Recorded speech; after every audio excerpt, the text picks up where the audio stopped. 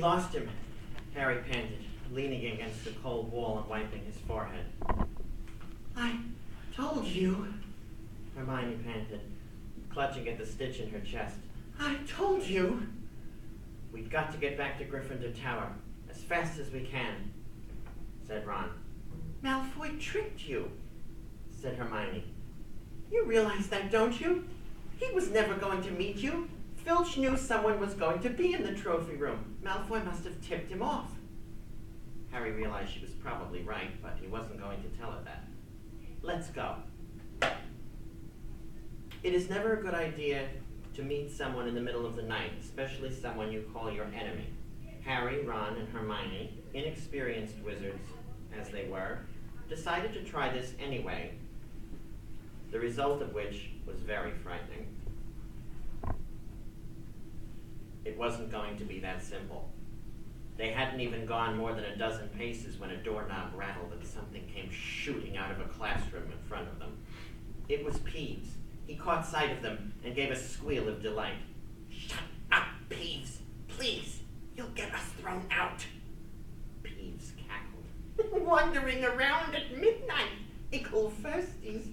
Tut, tut, tut! Naughty, naughty, naughty! You'll get caughty!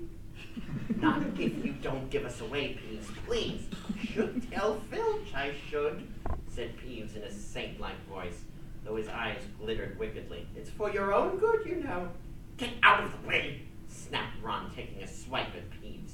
This was a big mistake. Students out of bed! Peeves bellowed. Students out of bed, down the charms corridor! Ducking under Peeves, they ran for their lives, right to the end of the corridor where they slammed into a door. But it was locked. This is it, Ron moaned. We're done for. This is the end. They could hear footsteps, Filch running as fast as he could towards Peeves' shouts. Oh, move over! Hermione snarled. She grabbed Harry's wand, tapped the lock, and whispered, Alohomora. The lock clicked and the door swung open. They piled through it, shut it quickly, and pressed their ears against it, listening.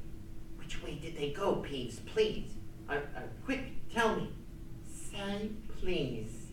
Don't mess with me, Peeves. Now where did they go? Shan't say nothing if you don't say please. All right. Please. Nothing. I told you I wouldn't say nothing if you didn't say please. And they heard the sound of Peeves whooshing away and Filch cursing in rage. He thinks this door is locked, Harry whispered. I think we'll be okay. Get off, Neville! For Neville had been tugging on the sleeves of Harry's robes. What? Harry turned around and saw quite clearly what. For a split second, he thought they'd walked into a nightmare. They weren't in a room, as Harry had expected. They were in a corridor, the forbidden corridor on the 3rd floor. And now they saw why it was forbidden.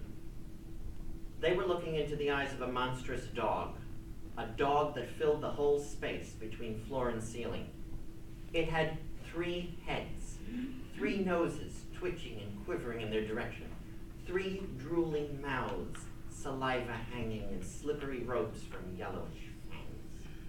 It was standing quite still, all 6 eyes staring at them. And Harry realized that the only reason they weren't dead was that their sudden appearance had startled it. But it was quickly getting over that. There was no mistaking what those thunderous growls meant. Harry reached for the door and pulled it open. Between Filch and death, he'd take Filch. They ran out as fast as they could and ran up the corridor. Filch must have gone off to look for them somewhere else, because they didn't see him.